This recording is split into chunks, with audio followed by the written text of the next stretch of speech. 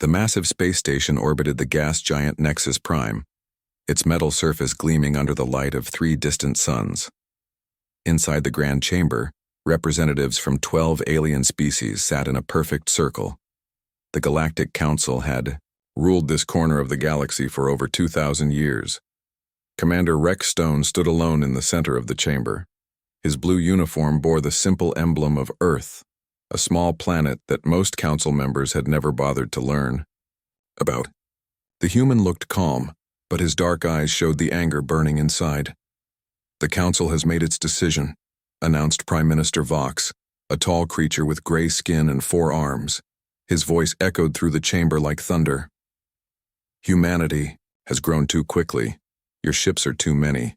Your colonies spread too fast. This threatens the balance we have maintained." Rex remained silent. Around him, alien faces stared down with cold eyes.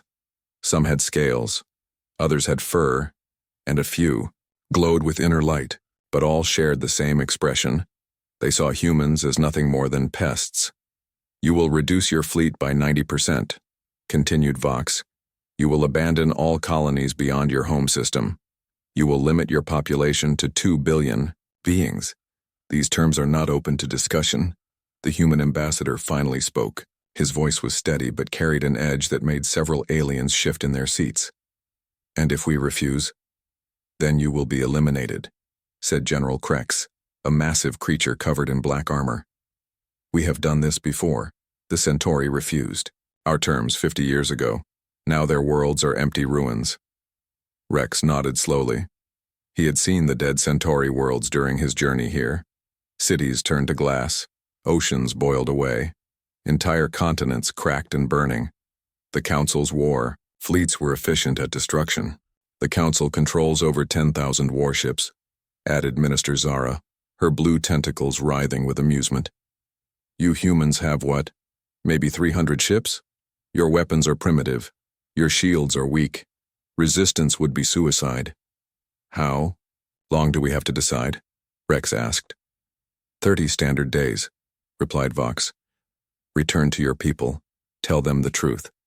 The age of human expansion is over. Accept this, and you may continue to exist in your small corner of space. Refuse, and you will join the Centauri in extinction." Rex bowed his head slightly.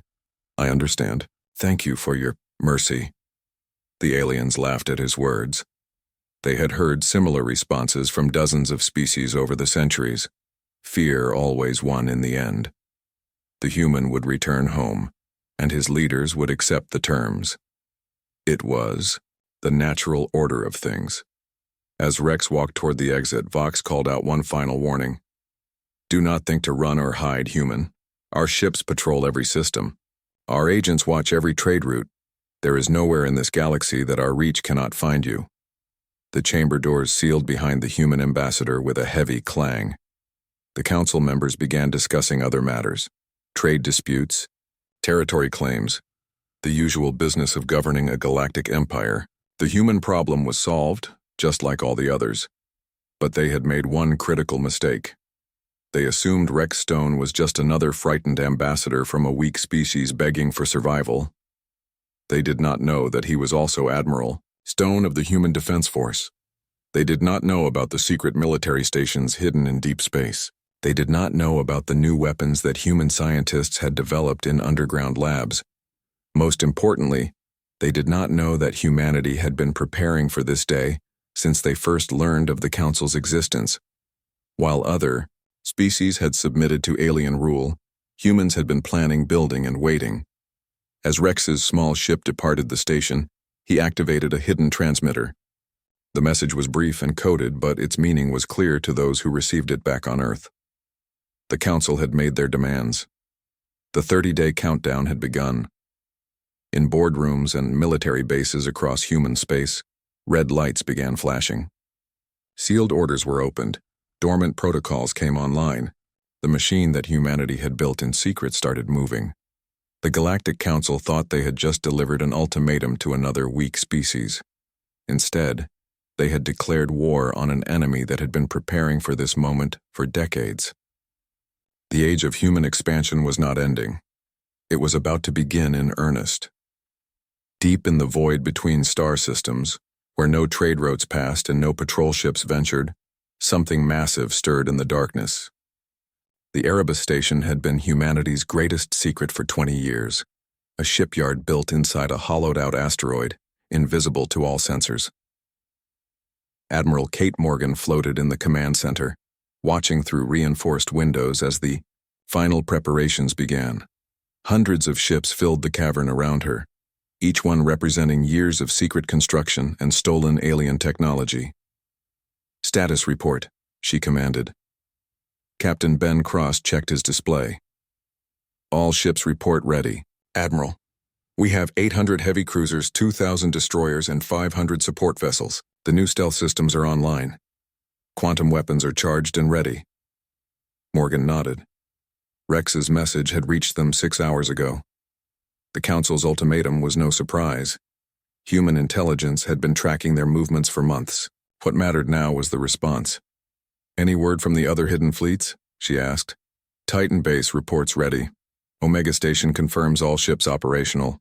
The Mars facility has launched their deep strike force. Total combined fleet strength is over 4,000 ships, Admiral." The number would have shocked the Galactic Council. Their intelligence networks had counted only 300 human vessels, most of them apparently simple cargo ships and system patrol craft. They had no idea that humanity had been building a secret armada for 2 decades. Dr. Alan Price approached from the research section. "The new weapons tests were successful, Admiral. The quantum disruptors can penetrate Council shields. The Nova torpedoes tested at 98% effectiveness against their armor, and the AI virus is ready for deployment." Morgan smiled coldly. While the Council had been busy controlling trade and collecting taxes, human scientists had been studying every piece of alien technology they could acquire. Some was purchased legally. Some was stolen.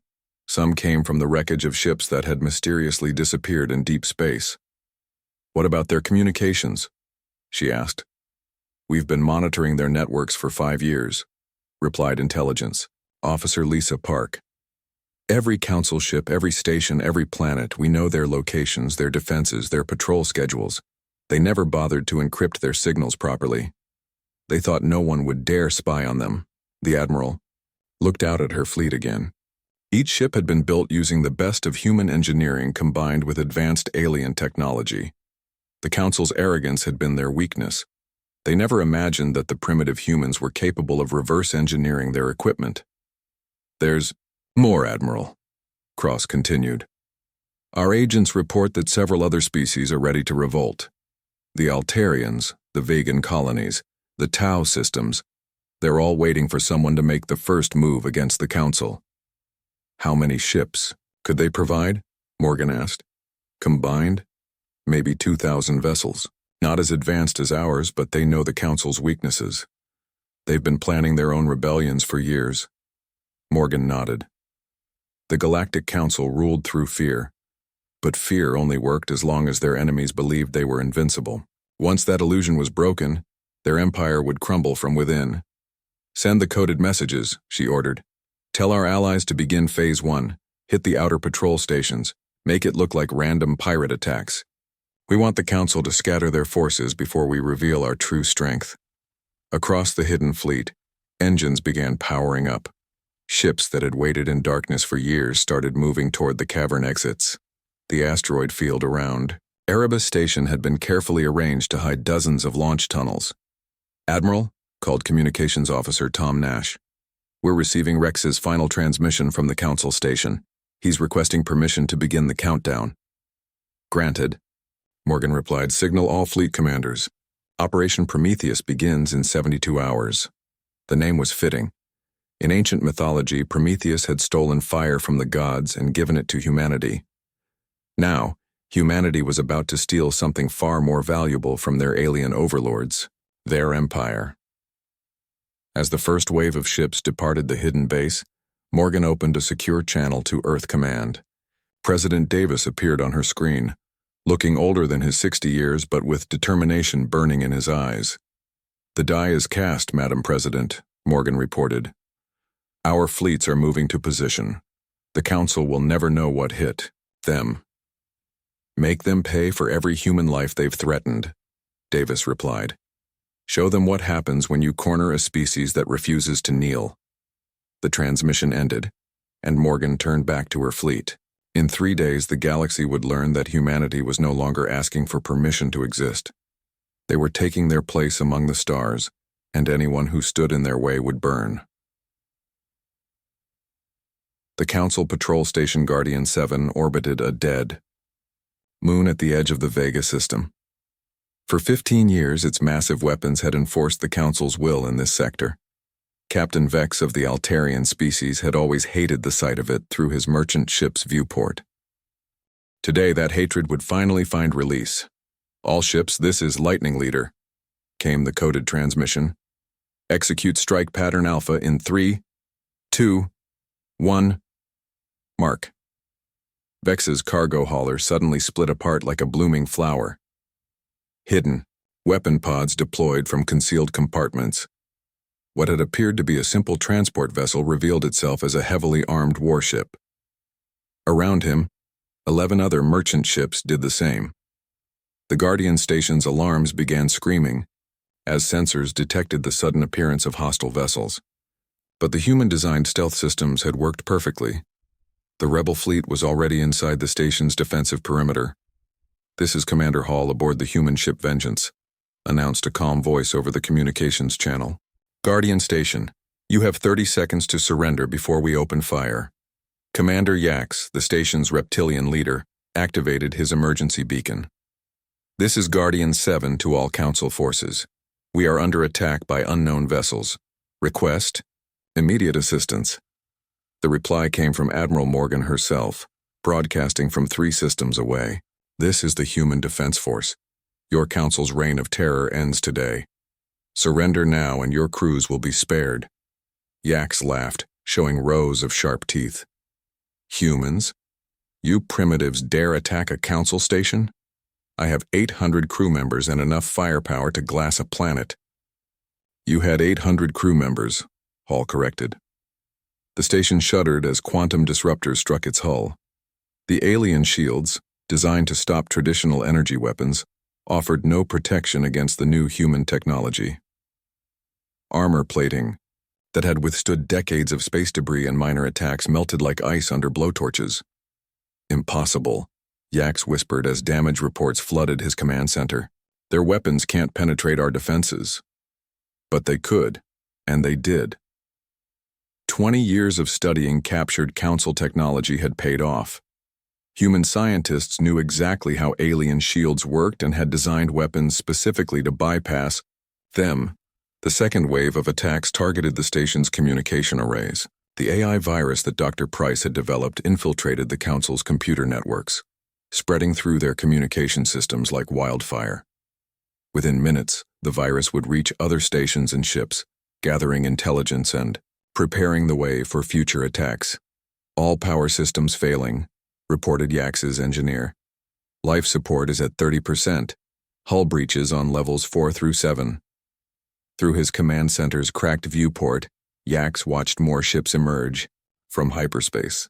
These were larger vessels painted in the dark blue colors of the Human Defense Force. Their design was unlike anything in the Council's databases. Sleek, predatory, built for war. "Guardian Station, this is your final warning," Hall announced. "Evacuate your crew to the escape pods. You have 5 minutes before we finish what we started." Yax's pride warred with his survival instincts. The Council had never retreated, never shown weakness. But his station was dying around him, and reinforcements were still hours away. "All hands, abandon station," he ordered through gritted teeth. "Repeat, all hands to escape pods." As the alien crew fled their dying fortress, the rebel fleet watched with satisfaction. This was just the beginning. Across Council space, similar attacks were taking place. Patrol stations, supply depots, communication relays. All the infrastructure that held the alien empire together was burning. The escape pods cleared the station just as the human ships delivered their final strike.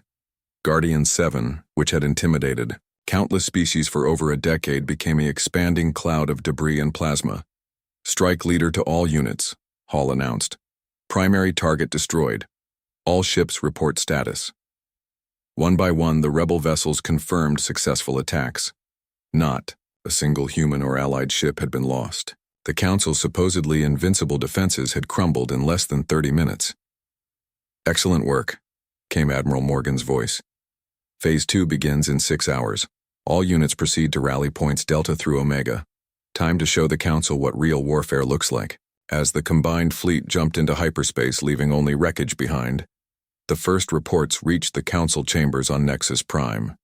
Prime Minister Vox stared at the incoming messages with growing horror.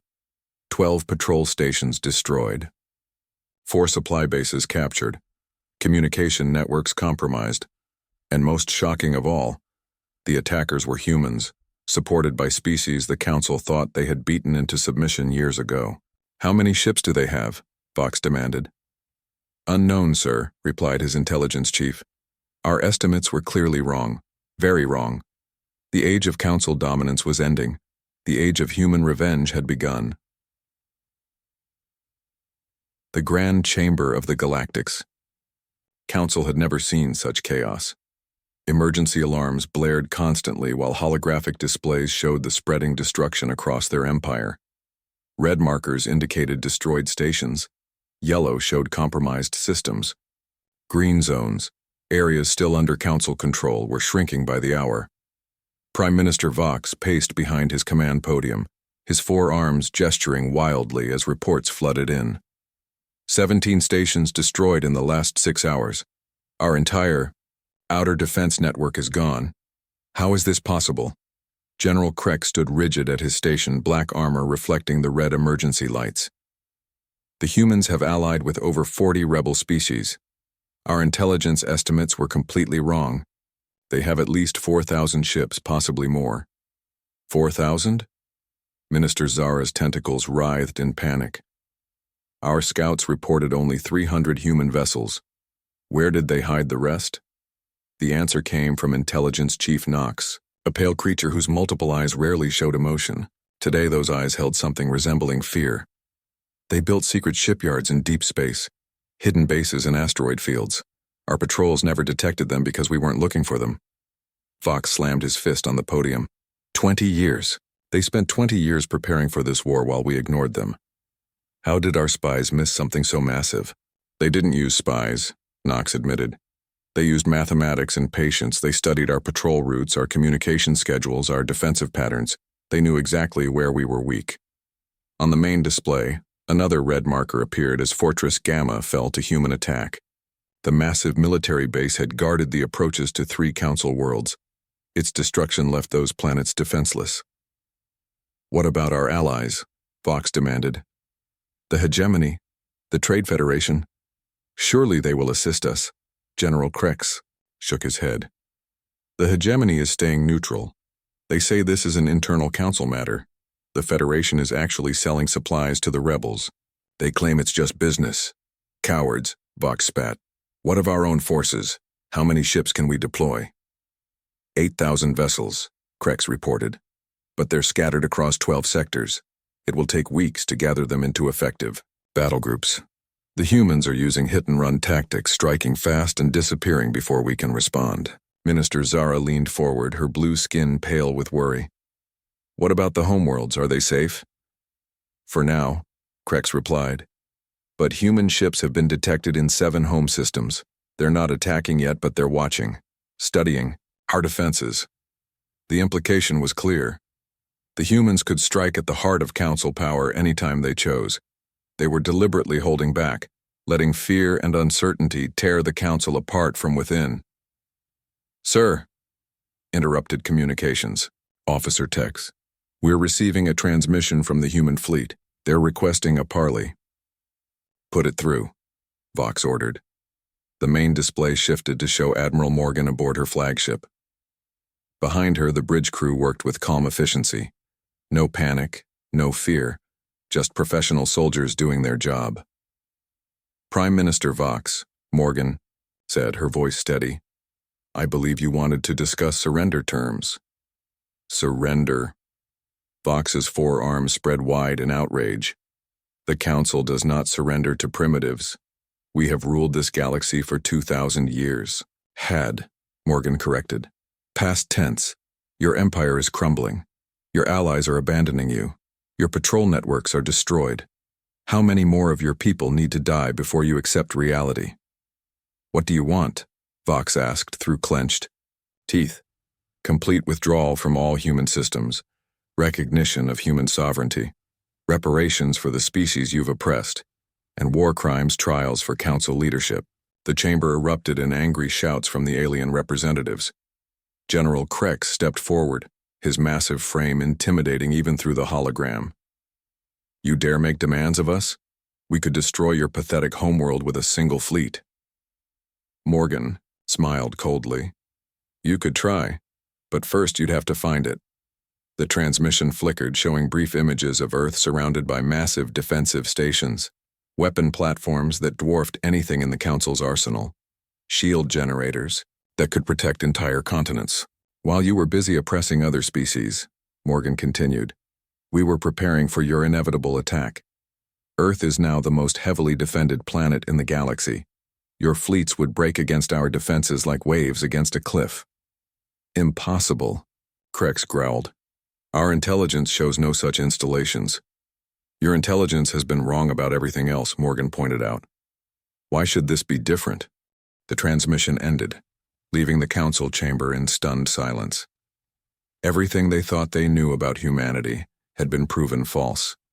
Their enemies were stronger, smarter, and better prepared than anyone had imagined. What are your orders, Prime Minister? General Krex asked quietly. Vox stared at the tactical display, watching red markers multiply across their territory. For the first time in 2 millennia, the Galactic Council faced an enemy they might not be able to defeat. The final battle took place in the Nexus system, where the Galactic Council had ruled for 2,000 years. Admiral Morgan stood on the way bridge of her flagship Retribution, watching as the largest space battle in galactic history unfolded around her ship. Admiral, all fleet groups report ready, Captain Cross announced. 4,000 human vessels, plus 2,000 rebel allies. The Council has assembled their entire remaining fleet, 6,000 ships. Morgan nodded. The Council had finally gathered their scattered forces for one last desperate stand. Their massive dreadnoughts and battle carriers filled the space around Nexus Prime like a steel forest. But numbers alone would not decide this battle. Signal all ships, Morgan commanded. Execute Operation Starfall.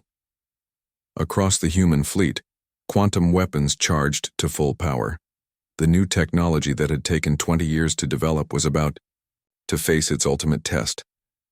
Council shields had protected alien fleets for centuries.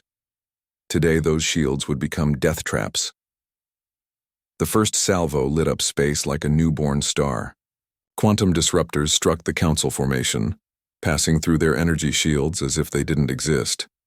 Ancient dreadnoughts that had conquered dozens of worlds began breaking apart under the assault.